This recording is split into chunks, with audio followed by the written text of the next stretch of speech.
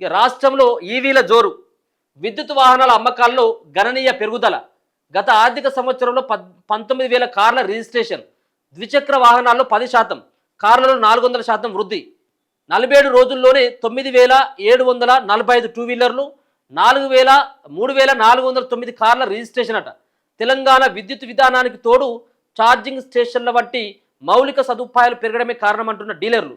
ఏడాదిన్నరలో రాష్ట్రంలో 1,090 కోట్ల పన్ను మినహాయింపు. తాజాగా పెట్రోల్ ధరల పెరుగులతో ఈవీఎంల వైపు మొగ్గు. చాలామంది ఇప్పుడు పెట్రోల్ రేట్లు పెరిగిపోతూ ఉన్నాయి. పెట్రోల్ రేట్లు విపరీతంగా పెరిగిపోతున్నాయి. సో వీటి దానికంటే ఎలక్ట్రికల్ బండి కొనుక్కున్నట్టు అయితే ఉంటే పెట్రోల్ దొరకదు అనేది ఆందోళన లేదు. మరో పక్కన దానికి ఇప్పుడు 100 రూపాయలు మనం పెట్రోల్కు ఖర్చు పెడుతున్నాం రోజుకు మన జర్నీకి అనుకుంటే, అదే ఈ ఈవీ వెహికల్ ఉన్నాయి అనుకో, కరెంట్తో నడిచేటువంటి వెహికల్ ఉన్నాయి అనుకో, 10 నుంచి 15 రూపాయల కరెంటు ఛార్జ్ మాత్రమే అవుతుంది. 10 రూపాయల నుంచి 15 రూపాయలు అంటే 100 రూపాయలు ఎక్కడ, 10-15 రూపాయలు ఎక్కడ. అయితే ఇన్ని రోజులు కొంత ఎట్లా ఉండేదంటే ఎక్కడ పడితే అక్కడ అవి లేవు కదా, ఇవి అంటే ఛార్జింగ్ స్టేషన్లు ఎక్కడ కూడా లేవు కదా. కాబట్టి మనం ఒక 150 కిలోమీటర్లు పోవాలంటే ఇది ఛార్జింగ్ వస్తుందో రాదో, మళ్ళీ ఆడికి పోయి ఇబ్బంది పడతాం కావచ్చు అని కొంత ఆందోళన ఉండేది. ఇప్పుడు ఏమైతే ఉండేదంటే చాలా దగ్గర ఈవీ స్టేషన్లు కనబడతా ఉన్నాయి. ఏది ఈ ఛార్జింగ్ పెట్టుకోవడానికి. అంటే పెట్రోల్ బంకు లాగానే ఇవి కూడా ఉంటాయి.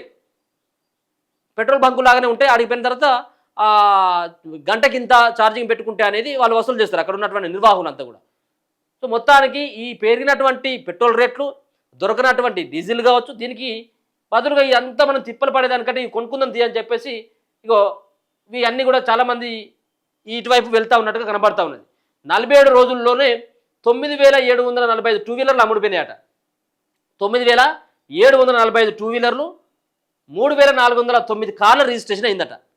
అంటే ఓన్లీ రిజిస్ట్రేషన్ అయినాయి, ఇంకా బయట ఎన్ని ఉన్నాయో తెలియదు కానీ అయినా కానీ రిజిస్ట్రేషన్ దాంట్లో అవుతూ ఉన్నాయి. కాబట్టి దర్దాపుగా చాలామంది అటువైపు వెళ్తున్నట్టుగా తెలుస్తూ ఉన్నది. తెలంగాణలో ఇప్పుడు విద్యుత్ వాహనాల వినియోగం భారీగా పెరిగింది. ద్విచక్ర వాహనాలు, కార్లు ఇప్పుడు రోడ్లపై గతం కంటే ఎక్కువగా కనిపిస్తున్నాయి. గతంతో పోలిస్తే ముగిసిన ఆర్థిక సంవత్సరంలో ఈవీ కార్ల రిజిస్ట్రేషన్లు 4 రెట్లు పెరిగినాయట. రవాణా శాఖ అధికారులు కూడా చెప్పింది ఇదే అంశం. 2025-26లో నెలకు సగటున 1,575 కార్ల రిజిస్ట్రేషన్ అయితే ఈ ఏడాది ఏప్రిల్లో ఆ సంఖ్య 2,000 వరకు చేరిందట. అంటే గతంలో 1,500 ఉండేదట. ఈ ఏడాది ఏప్రిల్లోనే ఆ సంఖ్య ఒక నెలలోనే 2,000కు చేరిందట. మే నెలలో ఇప్పటికే 1,500 వరకు కార్ల రిజిస్ట్రేషన్ జరగడం విశేషం. ఇక 2024-25లో కేవలం 5,000 లోపు ఈవీ కార్ల రిజిస్ట్రేషన్ జరిగితే 2025-26లో 19,000 వరకు కార్ల రిజిస్ట్రేషన్ జరిగినాయి. అంటే దాదాపు 4 రెట్లు పెరిగాయి.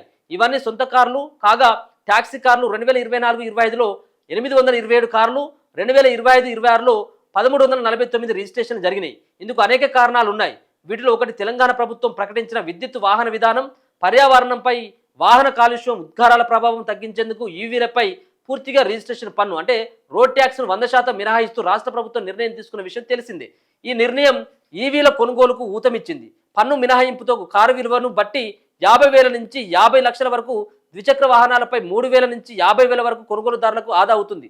ఏడాదిన్నరలో ఈవీలు కొనుగోలు చేసిన వారిని రిజిస్ట్రేషన్ పన్ను మినహాయింపుతో 1,018 కోట్లు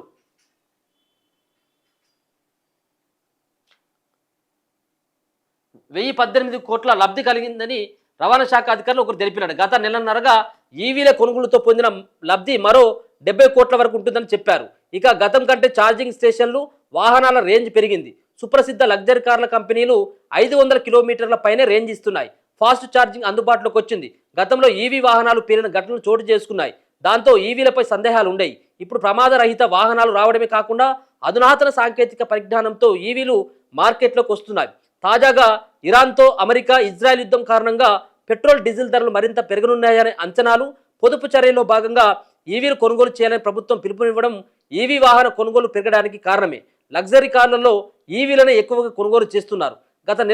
గత నెలన్నర రోజులుగా ఈవీల విక్రయాలు గణనీయంగా పెరిగాయని రవాణా శాఖ వర్గాలు తెలిపాయి.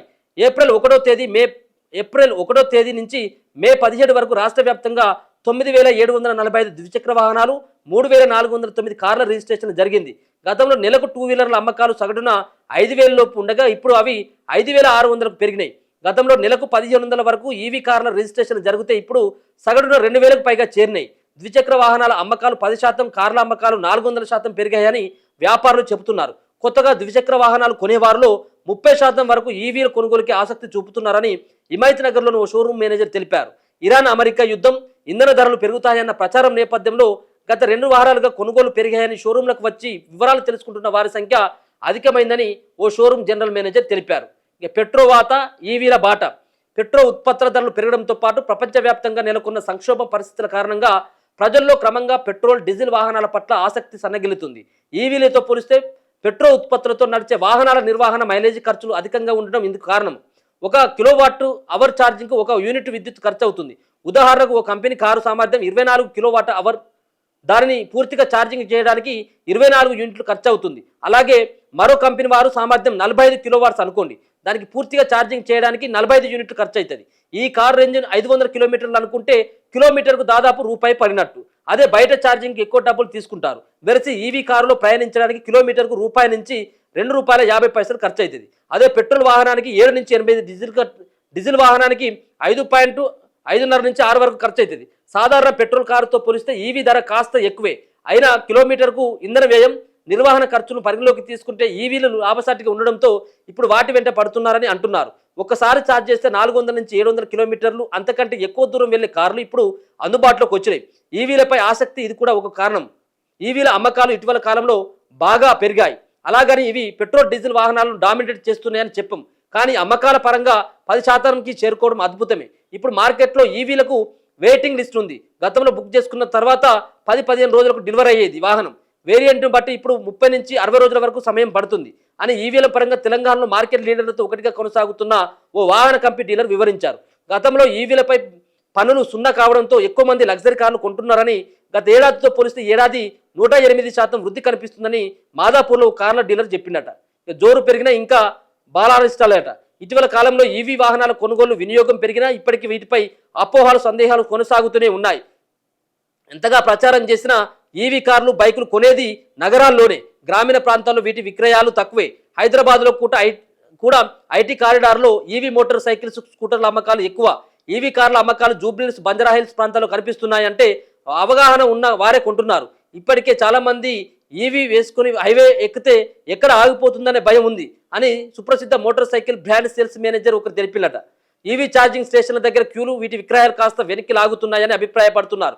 ఈవీల విక్రయాలు కాస్త నెమ్మదిగా ఉండడానికి ఛార్జింగ్ స్టేషన్ల కొరత, కొన్ని డిపార్ట్మెంట్ అసోసియేషన్ ఒప్పుకోకపోవడం, ఎంతగా రాయితీలు అందించిన వాహనాల ధరలు అధికంగా ఉండడం, రీసేల్ వాల్యుయేషన్ తక్కువగా ఉండడం, బ్యాటరీ మార్పిడి ఖర్చులు అధికంగా ఉండడం, ఏ చిన్న సమస్య వచ్చినా అధికృత డీలర్ దగ్గరికి వెళ్లాల్సి రావడం వంటి సమస్యలు ఇప్పటికీ ఈవీల అమ్మకాలు ఆశించినంత స్థాయి లేకపోవడానికి కారణాలు అని డీలర్లు చెబుతా ఉన్నారు. సో చాలా రకాలైనటువంటి కారణాలు ఏంటి అంటే, ఒకటేమో సరైనటువంటి స్టేషన్ల విధానం ఒకటి లేకపోవడం. సో ఒకవేళ కనుక బ్యాటరీ ఖరాబ్ అయిందనుకో, మళ్ళీ కొత్త బ్యాటరీ వేసుకోవాలి. దానికి వేసుకోవాలంటే ₹1,00,000 విలువ చేసేటువంటి ఒక బైక్కి బ్యాటరీ విలువ 25 నుంచి 30,000 ఉంటుందట. మళ్ళీ అది ఇబ్బంది కదా. ఇక రెండోది, దానికి రీసేల్ ఉండదు, రీసేల్ ఎక్కువ ఉండదు. ఇక అంతేకాకుండా దాని కాస్ట్ కూడా చాలా ఎక్కువనే. ఇప్పుడు ₹1,00,000 వచ్చేటువంటి ఒక బండికి అదే సంబంధించినటువంటి ఈవీలో తీసుకున్నట్టయితే 1,50,000 ఉంటుంది. సో అటువంటివి కూడా కొంత అమ్మకాలకి కొంత తక్కువ అవుతూ ఉన్నాయట. దానివల్ల కొంతమంది వెనకానికి వేస్తూ ఉన్నారు. ఇక అంతేకాకుండా చాలామంది కొంత ఒక భయం, అంటే ఈవీ బండ్లన్నీ కూడా పేలిపోతాయి, ఛార్జింగ్ లోడ్ ఎక్కువైపోయినప్పుడు పేలిపోతాయి, ఎండలో పెట్టితే పేలిపోతూ ఉన్నాయి అనేది మనం రకరకాలుగా సోషల్ మీడియాలో ఈ వార్తలు చూస్తూ ఉంటాం. అంటే పేలినటువంటి మనం ఆ విజువల్స్ కూడా చూస్తూ ఉంటాం కాబట్టి అది కూడా కొంత భయంగా ఉన్నదట. కాబట్టి కొంతమంది ఆ భయంతో కొనట్లేదు. ఎక్కువ సిటీలో ఉన్నటువంటి ప్రజలంతా కూడా అటువైపే వెళ్తూ ఉన్నట్టుగా తెలుస్తూ ఉన్నది.